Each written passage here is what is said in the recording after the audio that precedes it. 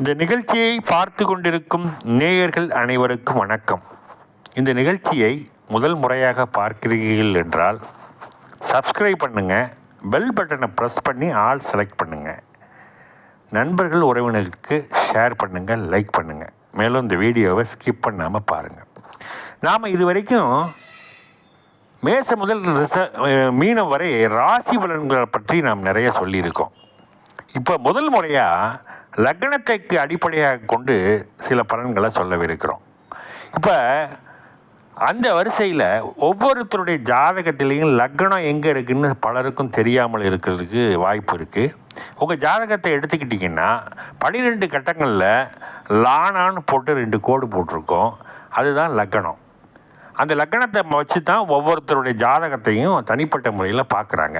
இப்போ இந்த ஜாதகத்தை தனிப்பட்ட முறையில் உங்களுக்கு பலன்கள் சொன்னால் எப்படி இருக்குன்றதை மையப்படுத்தி தான் இந்த கருத்துக்களை உருவாக்கியிருக்கிறோம். அந்த அடிப்படையில் இப்பொழுது ரிஷப லக்னத்திற்கு பலன்களை சில சொல்லவிருக்கிறோம். பொதுவாகவே ரிஷப லக்னம்ன்றது ரிஷபத்தில் இருக்கக்கூடியது கார்த்திகை 2ஆம் பாதம், 3ஆம் பாதம், 4ஆம் பாதம், ரோகிணி 1, 2, 3, 4 பாதங்கள், மிருகசீரிஷம் 1ஆம் பாதம், 2ஆம் பாதம், மொத்தம் 9 பாதங்களை உள்ளடக்கிய ரிஷபம். அதை லக்னமாக கொண்டது. ராசியை பற்றி பேசலை இங்கே. லக்னத்தை ரிஷப லக்னமாக கொண்டவர்கள். ரிஷப லக்னன்றது சுக்கிரனுடைய வீடு. ரிஷபம் என்றாலே சுக்கிரன். அங்கே கார்த்திகை நட்சத்திரத்தில் பிறந்திருந்தாலும் சரி, அது சூரியனுடைய ஆதிபத்தியம். ரோகிணியில் பிறந்திருந்தாலும் சரி, அது சந்திரனுடைய ஆதிபத்தியம். மிருகசீரிஷத்தில் பிறந்திருந்தால் அது செவ்வாயினுடைய ஆதிபத்தியம். 3 வீடுகள் கிரகங்களும் நட்சத்திரத்தின் ஆதிபத்தியம் பெற்றாலும் ரிஷப வீடு என்பது சுக்கிரனுடைய ஆதிபத்தியம் பெற்ற வீடு. ரிஷபத்துக்கு சுக்கிரன் அங்கே ஆட்சி பெற்ற வீடு. ரிஷபத்தில் சுக்கிரன் இருக்குது அப்படின்னா எல்லாரும் விசேஷம்னு சொல்லுவாங்க. நாம் அப்போ அதை பற்றி பேச போகிறதில்லை. ரிஷப லக்னத்திற்கு 6ஆம் அதிபதி, 6ஆம் இடம், 6ஆம் பாவகம். 6ஆம் இடம் என்று சொன்னாலே கடன், பகை, நோய், எதிரிகள், துரோகிகள், அதை பற்றி தான் நம்ம பேச போகிறோம். சுக்கிரன் நன்றாக இருந்தால் சுகபோகங்கள், வீடு, வாகனங்கள் நன்றாக அமையும். பொருளாதாரத்திலே நல்ல மேன்மையடையும், தொழில் விரிவுபடையும், நல்ல மனைவி, குடும்பம், வாழ்க்கை நன்றாக இருக்கும். சுக்கிரனை பொறுத்தளவில் நற்பலன்கள் ரிஷபத்திற்கு எப்பொழுதுமே அரசியல், தொழில் மற்றும் விவகாரங்களில் நல்ல வெற்றியினை பெறுவார்கள். இது ஒரு பொது விதி. ரிஷபத்தை பொறுத்தளவில் ரிஷபத்திற்கு 6ஆம் இடம் என்று சொல்லப்படுகிறது துலாம் வீடு. துலாம் வீடு என்பது அங்கு சுக்கிரன் ஆட்சி.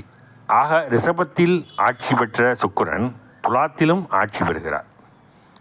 அப்பொழுது ரிஷபத்தில் சுக்கிரன் இருந்தாலோ அல்லது துலாத்தில் சுக்கிரன் இருந்தாலோ 6ஆம் அதிபதி வலுத்திருக்கிறார் என்று பொருள். பெரும்பாலும் 6ஆம் அதிபதி வலுப்பெற்றால் என்ன நிலை என்றால், பெரும்பாலும் 6ஆம் அதிபதி வலுப்பெறாமல் இருப்பது சிறப்பு. வலுவிழந்திருந்தால் நற்பலன்களும், வலுப்பெற்றால் சில தீமைகளும் நடைபெறும் என்பது உண்மை. உதாரணத்திற்கு ரிஷப லக்னத்திற்கு 6ஆம் அதிபதி துலாம் லக்னம்.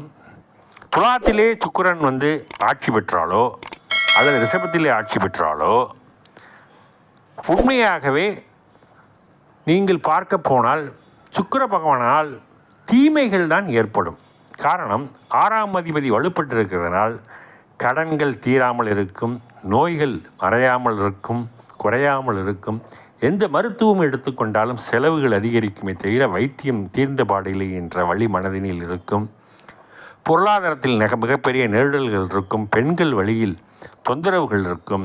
பெண்கள் வழியில் சிக்கல்கள் நிறைய ஏற்படும்.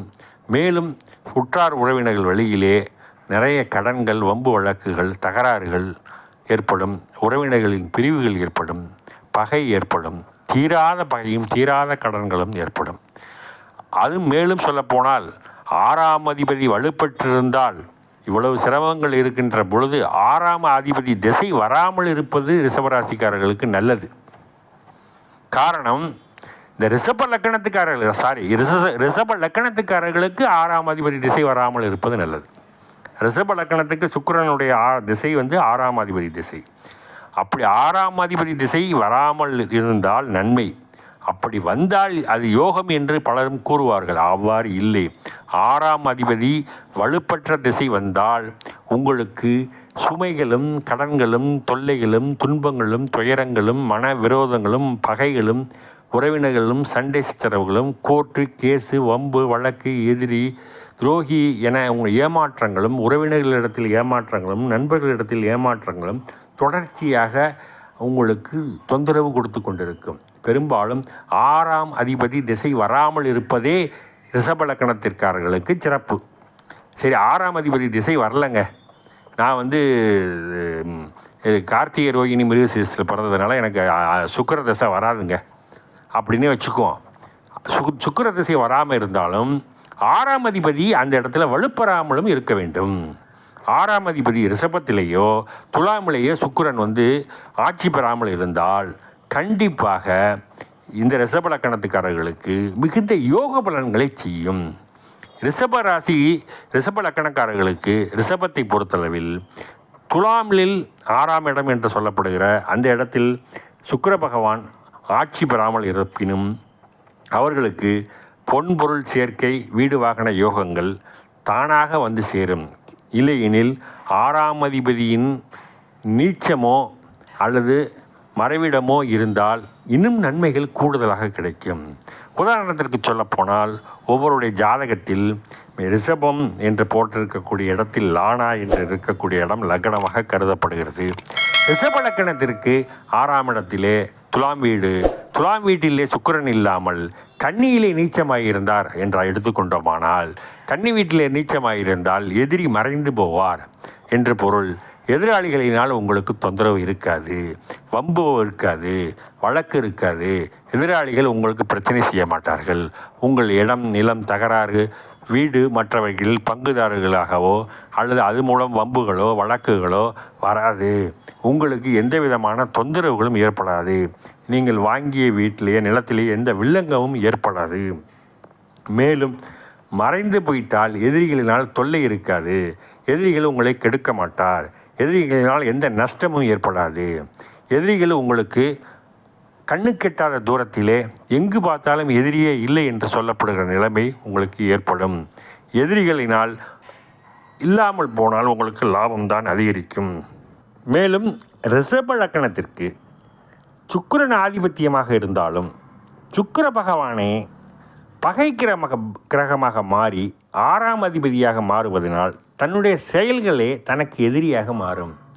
தன்னை தேடுகின்ற தன் கூட இருக்கிற நண்பர்கள், தன்னுடன் பழகி கொண்டிருக்கிற நண்பர்கள், தன்னுடன் சூழ்ந்துள்ள உறவினர்கள், தன்னுடன் பணியாற்றுகின்ற பணியாளர்கள், அவர்களே நமக்கு ரிஷப லக்னத்திற்காரர்களுக்கு எதிரியாகவோ துரோகியாகவோ பகையாகவோ சூழ்ச்சி செய்து வஞ்சனை செய்து உங்களை கெடுக்கின்ற வகையிலேயோ அல்லது உங்கள் பொருளையோ பொன்னையோ ஆபரணத்துங்களையோ அல்லது சொத்தையோ அபகரிக்கிற சூழ்ச்சிக்காரர்களுடன் கூட்டு சேர்ந்தோ சதி செய்வதற்கு நிறைய வாய்ப்புகள் இருக்கிறது.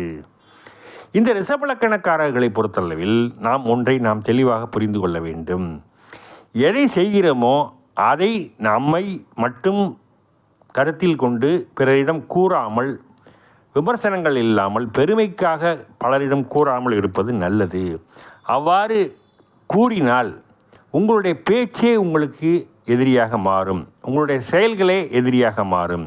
ஏனால் ராசியாதிபதியே 6ஆம் வீடாக வருவதனால் நீங்கள் செய்கின்ற ஒவ்வொரு செயல்களுமே உங்களுக்கு எதிர்வினையாற்றும். நீங்கள் நன்மை என செய்கின்ற காரியங்கள் எல்லாம் தீமையாக ஆகும்.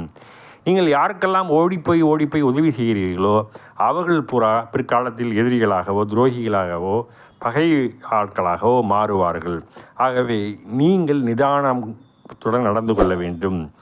ஒரு முறைக்கு 2 முறை யோசித்து பிறருக்கு உதவி செய்வதாக இருந்தாலும் சரி, மற்றவர்கள் உறவினர்களுக்கு உழைப்பதாக இருந்தாலும் சரி, பொருட்களை வாரி வழங்குவதாக இருந்தாலும் சற்று அளவுடன் பழகிக்கொள்வது நல்லது. ஒதுங்கியிருந்தால் உயர பறக்கலாம். ரிஷபராசி லக்கணக்காரர்கள் அவர்களுடன் கலந்து விட்டால் உங்களை கலைத்து விடுவார்கள். நீங்கள் பிரிந்து நிற்கக்கூடிய சூழ்நிலை ஏற்படும். ஆகவே உங்களுக்கு பலவிதமான பாதிப்புகளை ஏற்படுத்துகிற அந்த 6ஆம் அதிபதி உங்களுக்கு சுக்கிரனுடைய நற்பலன்களை தரக்கூடிய வீடு யாக இருந்தும் அவர் கெட்டால்தான் நன்மை என்றதை போல அமைந்திருக்கிற வாழ்க்கை மிகவும் மோசமான செயல்பாடுகளை கொண்டது.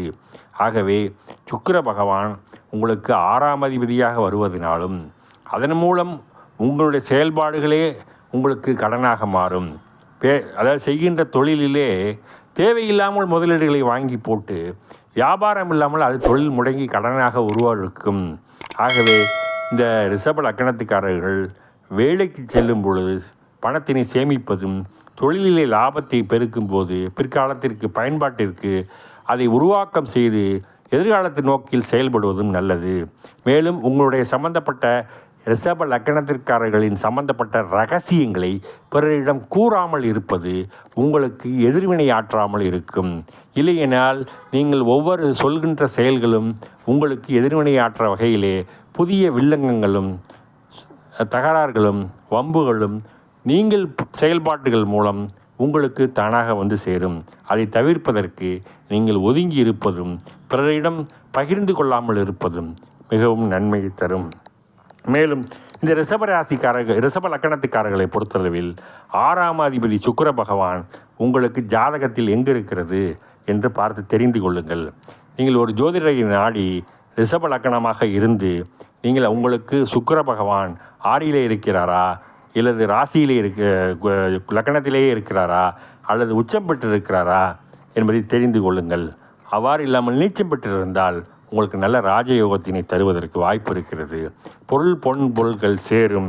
வாழ்க்கையில் சகல வெற்றிகளையும் சௌபாக்கியங்களையும் பெறுவதற்கு இந்த ரிஷப லக்னக்காரர்களுக்கு சுக்கிரனுடைய ஆதிபத்தியம் பலமிழந்திருந்தால் பல வெற்றிகளை பெறுவார்கள். பகைகள் இருந்தாலும் அனைத்தும் உங்களுடைய முறியடித்து நீங்கள் வாழ்வினில் பல வெற்றிகளை பெறுவீர்கள். ஆகவே இந்த ரிஷப லக்னக்காரர்கள் இதுவரை இந்த நிகழ்ச்சியை சப்ஸ்கிரைப் பண்ணலைன்னா சப்ஸ்கிரைப் பண்ணுங்கள். பெல் பட்டனை ப்ரெஸ் பண்ணி ஆல் செலக்ட் பண்ணுங்கள். லைக் பண்ணுங்கள். ஃப்ரெண்ட்ஸ் உறவினருக்கும் ஷேர் பண்ணுங்கள்.